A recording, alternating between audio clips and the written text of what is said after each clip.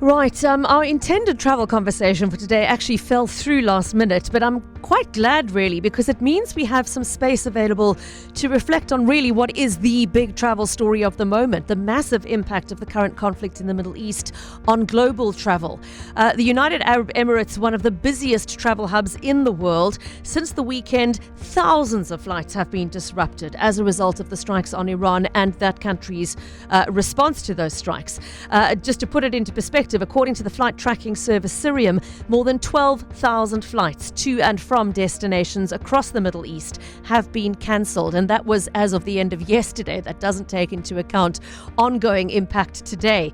And that, we're talking about flights not just around Israel and Iran, but also the whole UAE, Saudi Arabia, Kuwait, Oman, Bahrain, Iraq, closure of airspace, rerouting of flights, and stranding of passengers in many cases.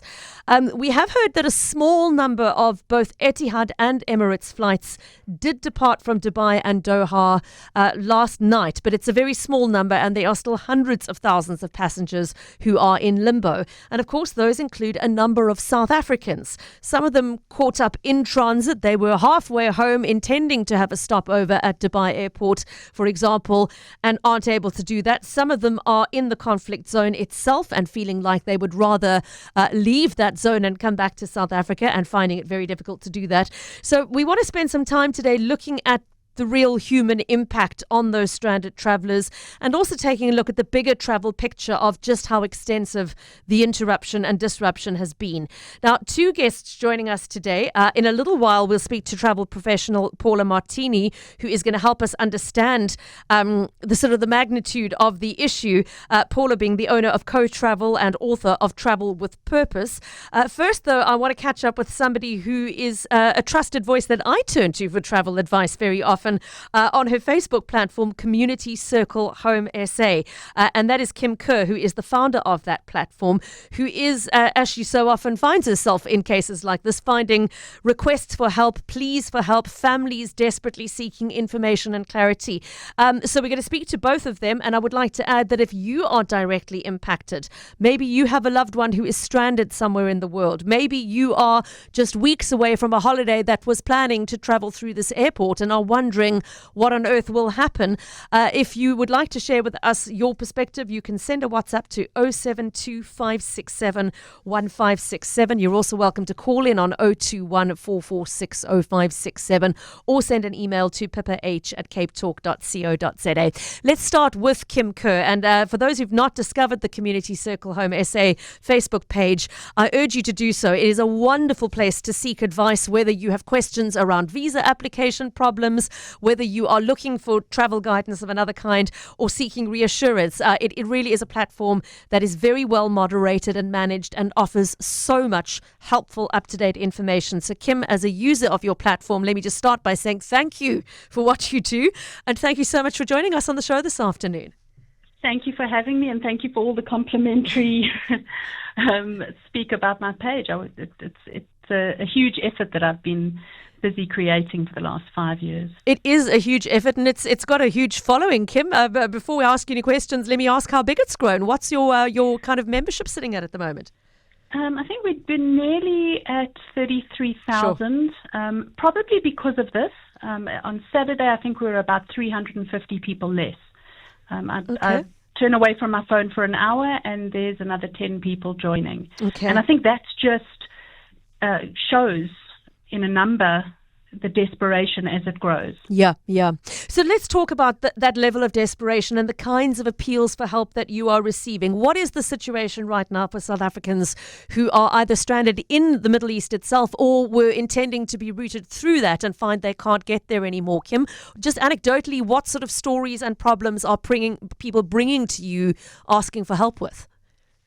So this is very similar to what we saw in the Ukraine war, we saw in the escalation last year in Israel. It does happen from time to time that we have to jump in. So the stories vary.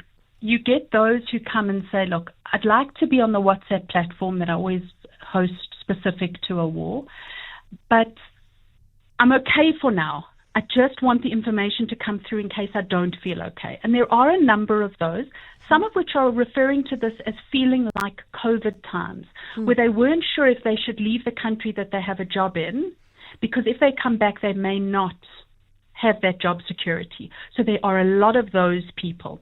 But then the larger majority of those people are people who say, I'm here, I'm living on my own working, and I don't feel secure in my flat with bombs going overhead. Sure. I'm seeing it throughout the night. I wake up a few times in the night, and I just kind of look through the groups that people have asked me to join, and you see people posting pictures of what's going on outside their window, posting their feelings and their thoughts. And sometimes I can help because I do have a psychologist that I work with who then reaches out to them, on a voluntary basis just to help them through. But some of these people are really getting desperate. These are still early days, and I think a week from now, if this is still going on at the same level of escalation as it is, we're going to see more people saying, okay, this is getting too close for comfort. I need to get out into safety.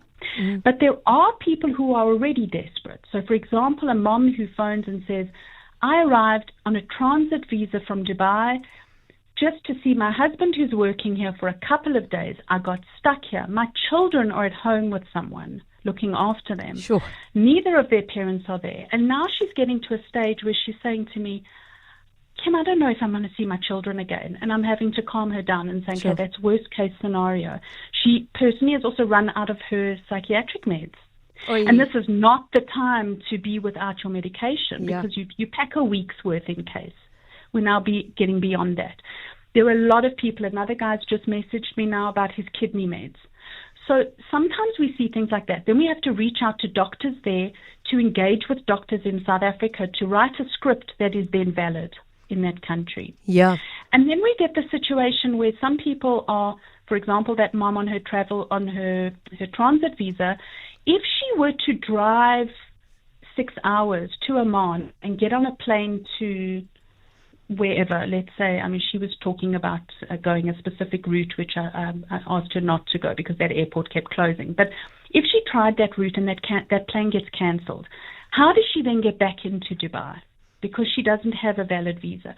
So these are things that we have to play out, sometimes with the help of DIRCO personnel, Yeah. and sometimes just kind of navigating what we've learned from other wars. Kim, thank you for pointing out that this is much more than just I need to get home from my holiday, that in some cases, there are much more immediate, pressing, urgent issues that have got to be dealt with before you worry about how am I going to continue the trip onward or leave the country I'm in. That really does shed a new light on this.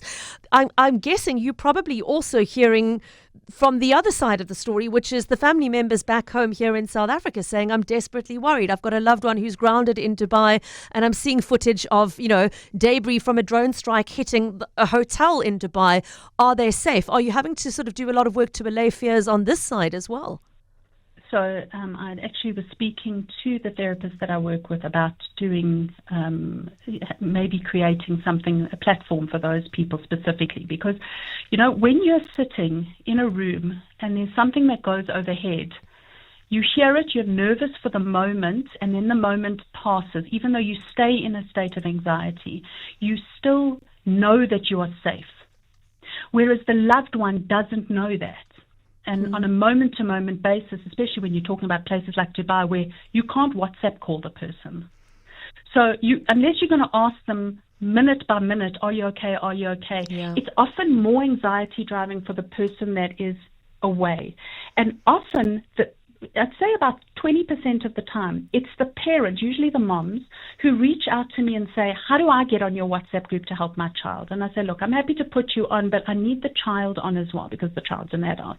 And sometimes it's a parent who's dealing with two parents in different parts of the Middle East and grandchildren. Yeah. And now they're here and feeling extremely helpless. And that's a very difficult space to be in. Kim, in terms of, the feeling of helplessness, as you say, it's from the unknown, and there is a lot that is unknown right now, and that nobody can offer clarity on. We don't know how long this is going to continue, to what degree it might escalate or de-escalate in the coming days, and the airlines themselves don't have a crystal ball that they can gaze into to tell them. But just generally speaking, are the airlines doing a good job of communicating with passengers who've been impacted? Is that adding to the stress or detracting from the stress in terms of how they are managing people's expectations and fears? So they are putting out communications, often on the front pages of their websites. But you can never calm an anxious person going through a war zone. It's almost an impossible task, and that's why a lot of these people who are desperate to get out, or who really are, not necessarily desperate because of a specific situation, like one guy's got to get to his chemo appointment next week. Yeah. But these are people also who just don't want to take the risk. And those people, a lot of them we're driving. For example, we've got tours going from Jerusalem through to Egypt, or Jerusalem to Jordan, and we've worked out a route at the cheapest possible rate that we can get them, and literally help them to move through that way so that we can get them home and let them get on with their lives. But then you've got other people who are trying to get home into the Middle East, to their children who are in the Middle East. You've got Israelis and Kuwaitans and, all these people. They're trying to get to their jobs. They're trying to get to their homes, because this is not a full-out war zone. A lot of these people really just need to get back to normal life. Their lives. Yeah. Yeah. We're thinking of it from the point of view of how to get away from the bomb. And for a lot of these people, especially those in Israel who've almost become accustomed to that way of life, they look at South Africans and think, how do you cope being afraid to drive in the middle of the night, or after dusk? We look at it and say, but that's our normal. We've kind of grown accustomed to it. When you've got somebody who's used to it almost, I don't know if you can ever get completely used to it, but more accustomed to it and more like they've kind of grown to understand. Their body has learned to understand it. They cope with it better. Whereas when you've got somebody who's on vacation there, running up and down to an underground space can be extremely difficult, and especially for children who are in that position. Remember, there's also children on holidays who are having to navigate this and hear sirens and be afraid, and parents trying to stay calm to keep their children calm. Yeah. Which is another dynamic. You've got to kind of put a fake smile on your face and say, don't worry, darling, nothing will happen, when in the back of your mind, you're wondering if your children will ever see their father again. So it is difficult. Kim, thank you so much for putting that very human face to this for us. Last question for you before I redirect to Paula for some sort of on-the-ground travel planning stuff. Is if somebody listening to this is thinking, I need to be on your platform, I would like to be able to reach out for this kind of help or connect to you, what's the best place for them to engage with you? Is it on the Facebook page? The best thing for them to do is to go into groups in Facebook and look up Community Circle SA, join the group, and then from there is a post that's been pinned to the top that they can find, that they can then click on it, or just reach out to the admin and message me privately, and I'll add them on and also work out what their specific situation is. Okay. Kim, sorry, I lied. One more question, because Keith has just asked it on a WhatsApp line. Hearing you mention that you are in contact with DIRCO personnel, Keith is asking, how much can the government assist people to get home safely? Is that happening behind the scenes, or are we not there yet? So what DIRCO are doing at the moment, and my first meeting was with 3 members of DIRCO on Saturday. Yeah. What they are doing is they're trying to get everybody to register at least on their platform, where they are, how many people they're with, what their passport numbers are, etc., who their next of kin is. Because remember also, you've got to, unfortunately, worry about, if something happens, who do we contact? Yeah. How many children are there if the parents get injured?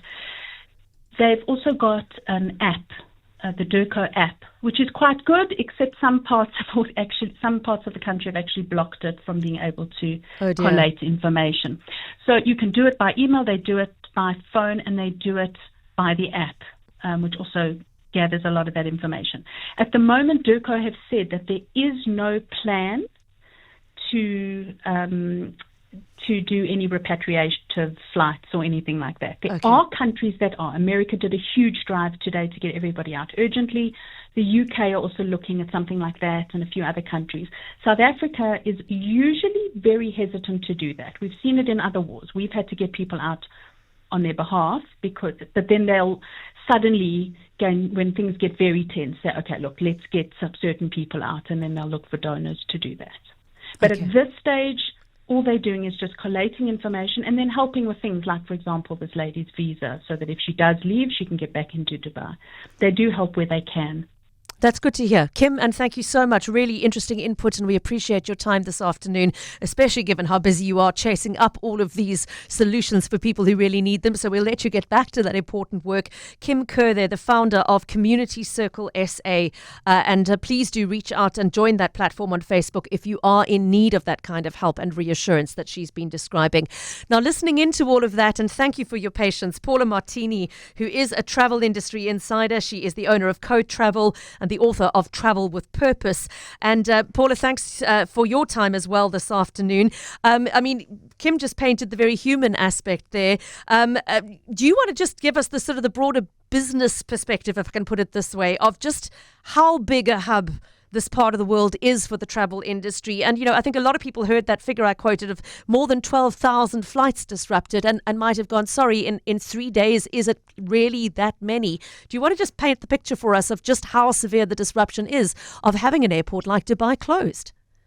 Sure. Thank you so much for having me, Pippa, Sure. and I'm sure we don't have a lot of time, so I'm going to try to cover everything as much as I can. I think in times like this, you know, we've got that whole COVID experience again from a travel professional's point of view, and it's almost like a lot of them are having PTSD at the moment because, and I think it's in moments like this that the value that a travel professional brings to this entire human experience becomes an asset to all those that are around the world. Yes, 12,000 flights. And I'd like to point out that 9,500 of those are UAE airlines. So I think it's also important to note just the amount of spread and distribution that this small little area actually has on a global scale in terms of logistics. Yeah. Because the likes of Doha, the likes of Dubai have become travel hubs for the rest of the world. And when that part gets shut down, it's a global problem. You know, from people being stuck in Australia, from people being stuck all over the world, because these are transit hubs for many people around the world. So it is a problem. It's a massive problem. I think luckily we're dealing with the likes of Emirates and Qatar Airlines, even Etihad. They're quick to action. The updates that we are getting are, we've even got a training that is happening for travel professionals at 4:00, because the problem that you've got is tickets. You know, you've got flights cancelled, you've got delays, you've got all of this, but in the back end, you've got a whole administration nightmare, because the moment you've got a flight cancelled, you've got rebookings, you've got reissues, you've got visa dramas. I mean, we've got travel professionals in South Africa at the moment with people on cruise ships. You know, the whole problem with that area and the Gulf is now we have, I think there's 5 at the moment, with people stranded in the middle of the ocean on a cruise ship that cannot move. So it is a far bigger problem than we're anticipating. And, you know, and the longer it goes on, the worse it's going to get. Yeah. The other problem that we've got is travel insurance. You know, a lot of people have got travel insurance with regards to medical and all the rest, but your war zone and, you know, war threat or war, anything that happens related to war, travel insurance companies don't cover you for that. Yeah. So now you've got the unexpected expense of having to stay for longer in accommodation. Unfortunately, the UAE and all of that, I mean, it's the first time in my 31 years of travel that a government has actually offered to cover those costs. There are still a bit of things that we're trying to iron out from a travel professional's point of view on how those costs get claimed. The hotel properties at the moment aren't entirely sure, so whether we claim direct from the government itself or if there's going to be a process in place. But you've got unexpected costs that you now haven't budgeted for. The other problem is you've got people in places, take Australia, for example, and if you had to if you were traveling and you needed to transit in Sydney, and you on your way to New Zealand or something like that, you now are stuck in an airport as a South African that doesn't have a transit visa. You can't, if there's no connecting flight, you are in destinations where visas are required. The UK, for example, South Africans, require a transit visa or a visa to actually enter the country. So if you are now in a country that you're going to be stuck for a longer period of time than your 2-hour connection, it creates a massive problem.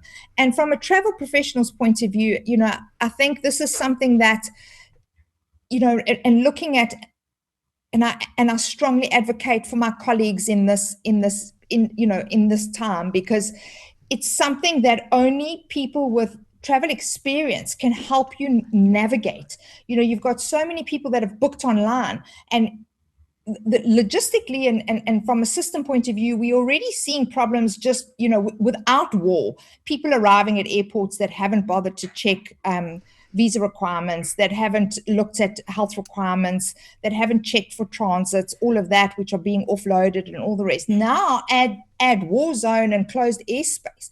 This entire thing has been compacted, and people that have booked directly, people that have gone through, we even seeing travel professionals having to deal with the bank clients, because you now have all these banks in South Africa that are offering travel rewards and allowing people to use their cards and get massive discounts.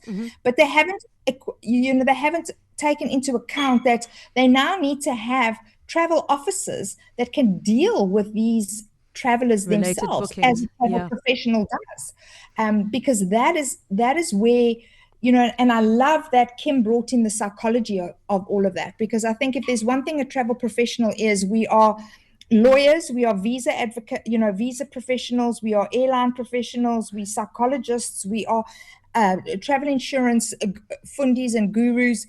There's so many different aspects that a travel professional has to deal with in times like this. We have travel bookings for the near to medium near future. What do we do? Let me just share a couple with them. TQ saying, we are due to fly to Bangkok with Emirates on the 7th of April. What do you think? Will we be okay? Lindy's flight is only in August, but she says she is worried. Do I need to be rebooking on a different airline rather than going through Dubai? Paula, we don't know. We don't know what the future holds and whether the situation is going to escalate or de-escalate, and whether that's going to happen over a factor of days or weeks or months. We just don't know. What would your advice be to somebody who has a ticket booked for, let's start with the quite near future. So somebody who's due to fly, for example, for the Easter school holidays and had a flight booked with Emirates or Qatar, etc. What are you advising people who are in that position? So, Pippa, I think it's very important to understand with regards to travel and aviation regulation rules and airline change fees. We have something that is called a voluntary change and an involuntary change. So what we're seeing now, and the airlines currently only up until the 10th of March, and it's going to be assessed. Originally, it was a couple of days before. Today, Emirates have extended it until the 10th of March, and they're going to reassess every single day. So what happens is you have an involuntary change. So that is what is happening now with flight cancellations, delays, all the rest. The airline will automatically update your reservation. So all those that are traveling need to keep an eye on the platform that they've booked through, or the agency that they've booked with, and to ensure that their flights still remain valid. Then with regards to people that are traveling after this period, so for example, I have clients the 18th of March as well as the 26th of March, they fall outside of that category. So any changes relating to those tickets become a voluntary change. So the moment you want to change your ticket because you are scared, you don't want to travel, you're not going to know what's happened, your cancellation and your change of reservation fees will apply to those air tickets as well as accommodation. And of course, because the travel insurance, which we discussed before the news, these are cancellations and delays relating to war impact, so a travel insurance company are not going to cover these costs, you will be liable for those change fees as well as cancellation fees. If your travel falls into a period on, past the 10th of March, so we know now that any travel before the 10th of March will be covered under the involuntary change rules, where we are seeing airlines allowing for full refund and change of reservation, obviously minus the admin fees. Those will take into effect, but anything after that is going to fall under the voluntary. So if you have a non-refundable ticket, or you have a ticket that is non-changeable, or $100, $500, whatever, those fees will be applicable to those tickets. Last question, Paula, before we must let you go. You've said several times now that almost all travel insurance does not cover costs incurred due to acts of war. Are there any that do? If somebody wants to risk booking a ticket for a later departure but would like to do that with some kind of insurance cover, does anybody offer a sort of a fully comprehensive policy that would cover even a cost associated with a change due to an act of war? Unfortunately not. I think all the insurance companies saw, with the effects of COVID, and after COVID rewrote all the terms and conditions. We received a notice this morning via Travel News Weekly that all the major insurance companies, which is Santam, TIC, Hollard, as well as Bright and Santam being the underwriters for the credit card insurance, all of those companies do not cover war. And they have sent out the notice this morning clarifying all of those, that unfortunately this is not going to be covered. I cannot see any in travel insurance company that is going to, and especially with regards to the credit card insurance. A lot of travelers that have booked themselves have gone with the fact of, I've paid with my credit card, I've got free cover. That cover is so limited initially. Even if you've done a top-up insurance, that's limited. But the underwriters for those free insurances are Bright and Santam TRC. So no, they have confirmed today that they will not be covering. And then you've got your medical aid, whether you're a Momentum or Discovery card holder. But generally those are very limited. They don't cover visa denial. They don't cover much travel delay. They basically only cover the essentials of medical evacuation and the likes thereof. So no, I think at this stage, if you're wanting to plan because you're going to find a travel insurance that is going to cover should something happen, it's not even an option. It actually just doesn't exist. Okay, that's grim news, but important news. Paula, thank you so much. Really appreciate your time this afternoon and the advice you've shared. Thanks for your time. My pleasure. Thank you for having me. Thank you again. Paula Martini, owner of CoTravel.